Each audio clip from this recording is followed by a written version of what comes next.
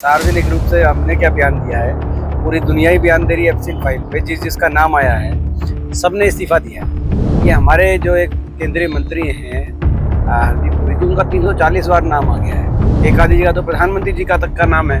राज्यसभा सांसद और कांग्रेस के दिग्गज नेता दीपेंद्र सिंह हुड्डा ने गुरुग्राम में एप्स्टीन फाइल को लेकर केंद्र और हरियाणा की भाजपा सरकार पर तीखा हमला बोला। हुड्डा इस मामले को अंतर्राष्ट्रीय स्तर पर भ्रष्टाचार बताते हुए केंद्रीय मंत्री हरदीप सिंह पुरी के इस्तीफे की मांग की है और राज्य में कानून व्यवस्था की बदहाली को लेकर भी गंभीर सवाल उठाए हैं।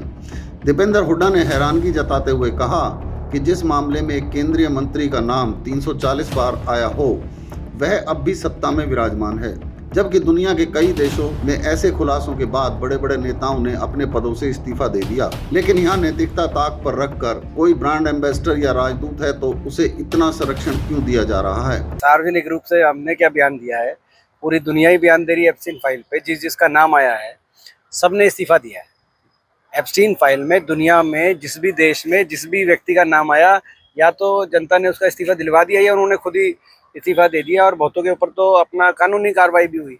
ये हमारे जो एक केंद्रीय मंत्री हैं हरदीप पुरी जी, उनका 340 बार नाम आ गया है, लेकिन उनका अभी तक कोई रिएक्शन ही नहीं आ रहा। तो ये हाँ, इसमें यहाँ तक कि एक आधी जगह तो प्रधानमंत्री जी का तक का नाम है, लेकिन हरदीप पुरी जी का तो 340 बार नाम है। आप खुद ही बताओ अंकल, 340 बार नाम हो हरदीप पुरी जी का, आप क्या सोचते हो कि वो उनको अच्छा ही, जो ऐसा क्या था एप्स्टीन, वो किसी देश का कोई एम्बेसडर था?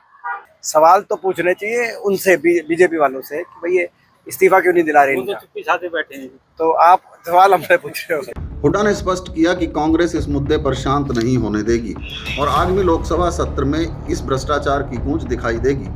हरियाणा को आड़े हाथों लेते हुए दीपेंद्र हुड्डा ने कहा कि भाजपा के शासनकाल में हरियाणा विकास के मामले में पिछड़ गया है। भाजपा ने हरियाणा को विकास की पटरी से उतारने का काम किया है। जो प्रदेश में कभी निवेश में नंबर 1 था, वह प्रदेश आज लगातार पिछड़ रहा है। प्रदेश में अपराध और अपराधियों पर अंकुश लगाने में सरकार पूरी तरह नाकाम रही है।